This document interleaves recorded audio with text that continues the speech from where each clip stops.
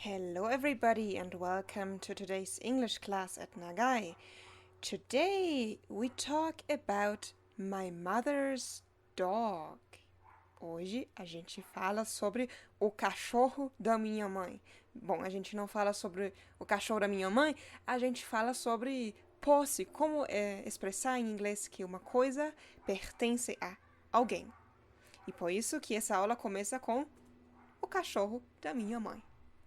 What is this? What is this? This is a dog. É um cachorro. And who is the dog's owner? Who is the dog's owner? Quem é o dono do cachorro? This is my mother's dog. This is my mother's dog. Este é o cachorro da minha mãe. Vamos dar uma olhada nessa frase. Este é o cachorro da minha mãe. This is my mother's dog. Porque se a gente observa, tem duas coisas dentro dessa frase. Tem o cachorro, que é o bem. O bem é um pouco estranho nesse contexto, mas ele pertence a alguém, né? E o dono que é a minha mãe, no caso, né?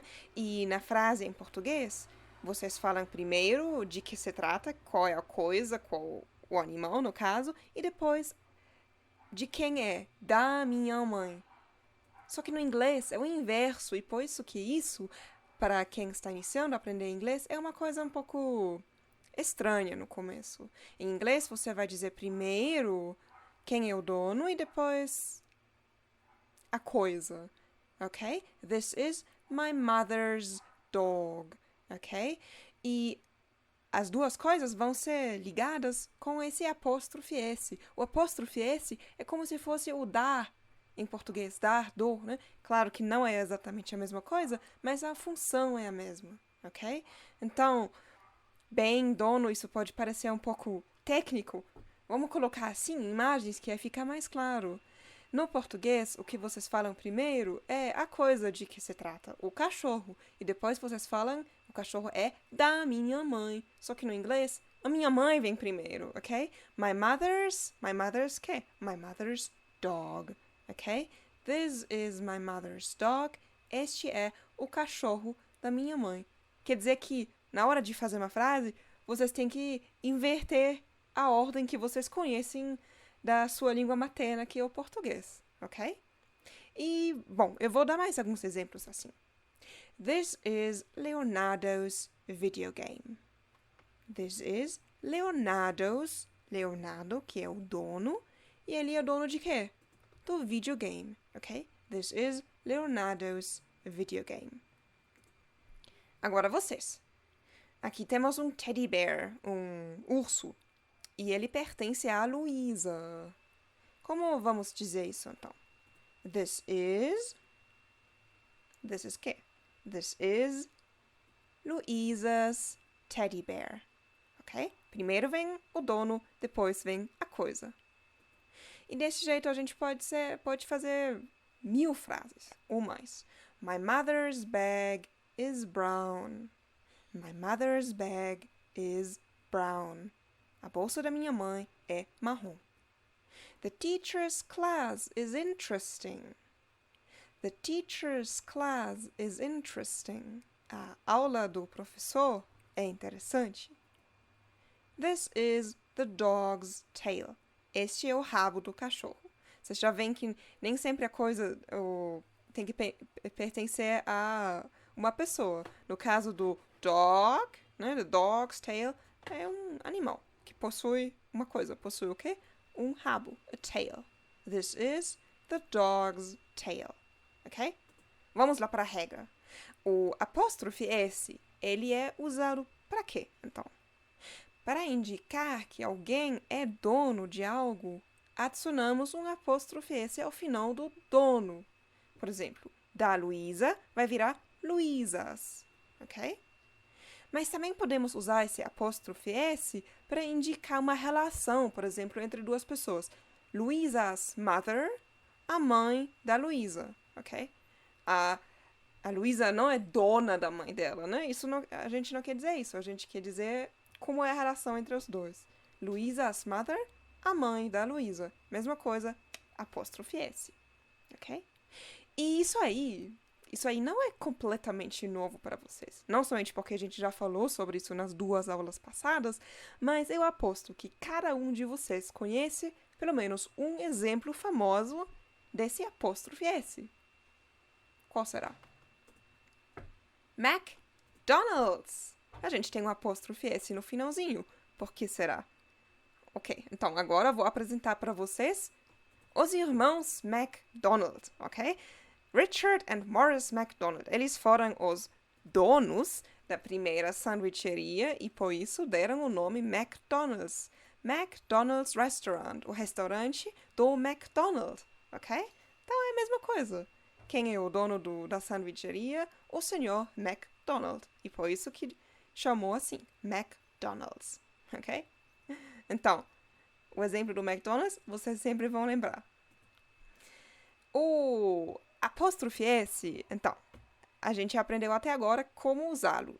Tem uma pequena regra especial para palavras que terminam com S. Quando a palavra do dono termina com S, somente é adicionado um apóstrofe. A gente não vai adicionar um apóstrofe S no final, quando já tem um S. Então, vai ficar assim. O livro do Lucas, Lucas book, ok? O quarto dos meus irmãos, my brother's room, ok? A pronúncia não muda, mas quando a gente escreve, a gente percebe a diferença. Ok, my brother's room. Vamos voltar agora a uma coisa que usamos na aula passada e que vamos usar na aula dessa semana. Para fazer o nosso jogo, a gente fala assim: I think this is Rafael's toy. I think this is Rafael's toy. Acho que este é o brinquedo do Rafael. E aí a gente fez essa pergunta: Rafael, is this your toy? Este é seu brinquedo? E Rafael, no caso, pode responder: Yes, it is my toy. Ok? Yes, it is my toy. Sim, é meu brinquedo. Aqui a gente tem 2 palavrinhas que são muito úteis também. A gente tem o your, ok? E o my, né? Este é seu, your, né? Brinquedo, toy. My toy, meu brinquedo. Your e my, vocês já conhecem, então. My pode significar meu, minha, meus, minhas. Tem um sentido, um significado universal nesse caso. E vocês podem ver isso como uma grande vantagem. No português, existem 4 palavras, mas no inglês, só uma. Quer dizer que facilita muito a coisa. Ok? Mesma coisa com your. Teu, tua, teus, tuas. Agora, quando uma coisa pertence a um menino, por exemplo, dele, his, ok? Dela, her. Agora, para dizer que uma coisa pertence a outra coisa, ou talvez a um animal, a gente usa o its. Pode significar dele ou dela, né? Por exemplo, o rabo do cachorro, né? The dog's tail.